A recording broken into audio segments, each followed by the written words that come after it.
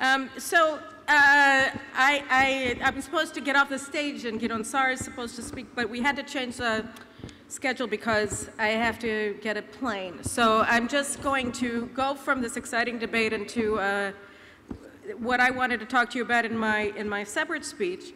And it was funny, I only finished writing it 3 minutes ago because I was trying until the end of the day really to try to figure out whether I wanted to talk to you about one or the other of the two main themes really that we've heard spoken about very passionately today. And one is the issue of Iran, and the other is the issue of the growing distance between the American Jewish community that we see on campuses, that we see in various American organizations that are supportive in one way or another of the BDS movement, and rising assimilation rates and all of the related phenomenon.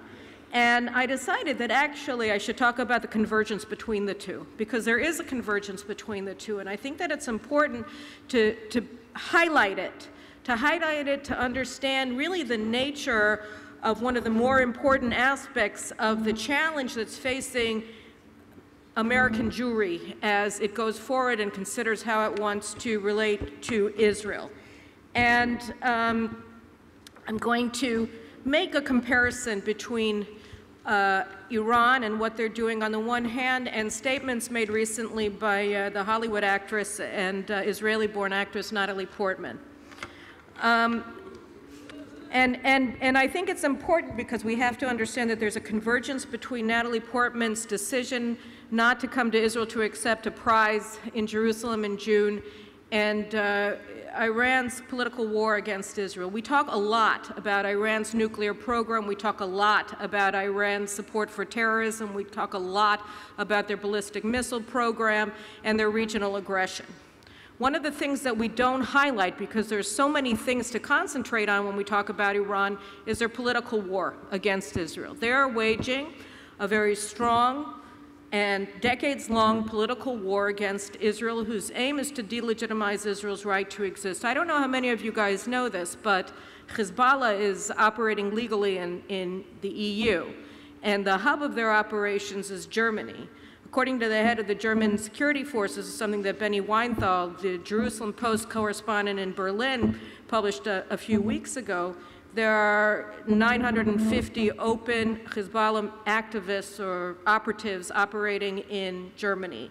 And one of the things that, one of the overt operations that Hezbollah undertakes in Germany is they lead the BDS movement in Germany. Through operations surrounding El Quds or Jerusalem Day, they run the BDS protests in places like Berlin, an organization, a terrorist organization that has repeatedly gone to war against Israel and whose professed goal is the annihilation of Israel. This is an organization that is Iran's foreign legion, and they are also the leader of the BDS movement in Germany and in other parts of Europe.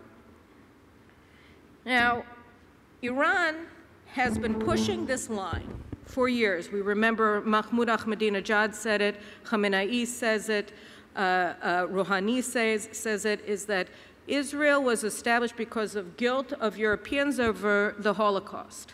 It's not that Israel has a right to exist because this is the homeland of the Jewish people, and Zionism is something that has gone along with the Jewish people for thousands of years, that has always characterized our people, both our attachment to Zion and the land of Israel and our yearning through almost 2,000 years of exile to return. No, we're there because of the Holocaust. Auschwitz is the reason that Israel exists. This is what they say, and they say it as a means of delegitimizing Israel's right to exist, to say that we're a colonial implant with no indigenous ties to the land of Israel. They also say that we are oppressing and occupying the Palestinians and that we're murdering them with malice aforethought because we're committing a genocide against the Palestinians. These are lines that are propagated by Iran. Now, first let's go to Natalie for a second. One of the things that she said in her statement was that Israel was established as a refuge for Holocaust survivors. So she may not realize it, But by saying that, she was resonating the agitprop, the lie of Iran, that essentially says that Israel is not indigenous to the land of Israel, that Jews have no historic attachment to it, but rather that Israel is a consequence of European guilt over the annihilation of European Jewry during the Second World War. She may not realize what she was doing, but she was becoming a mouthpiece of Iranian propaganda when she wrote that. Now, one of the aspects of the political war against Israel, again, is to present us as murderers who are committing a genocide, God forbid, against the Palestinians. And so another thing that she talked about was her anxiety and severe upset against, towards what was happening along the Gaza border, right? So let's talk for a second about what is happening in Gaza along the border, whose idea it was, and what it means that she looks at it and sees what she's been told to see, okay? So there were two precursors to what happens today along the Gaza border, both of them along the Syrian border with the Golan Heights, in 2012 and in 2013. The Syrian regime told the Palestinian the Palestinians who live in the refugee camp outside of Damascus that was just finally liquidated last week by the regime, that they should go to the Israeli border. They were transported in Syrian military buses to the border with Israel, and they were supposed to cross it. And as a result, and they were supposed to do it to produce a political theater where Israel would kill them. And in the event, a lot of them got killed, particularly the second time that they tried to cross the border. And a lot of different things happened as a result, but this was the precursor to what's happening in Gaza.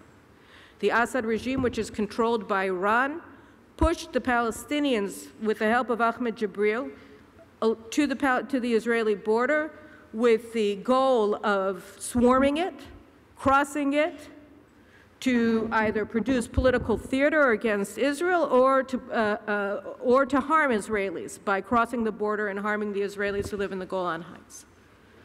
Today, what are we seeing in Gaza? A very similar episode where you have Hamas terrorists pushing civilians towards the border with Israel, and behind them and amongst them are Hamas terrorists who are trying to breach the border with the goal of killing Israelis on the other side, right?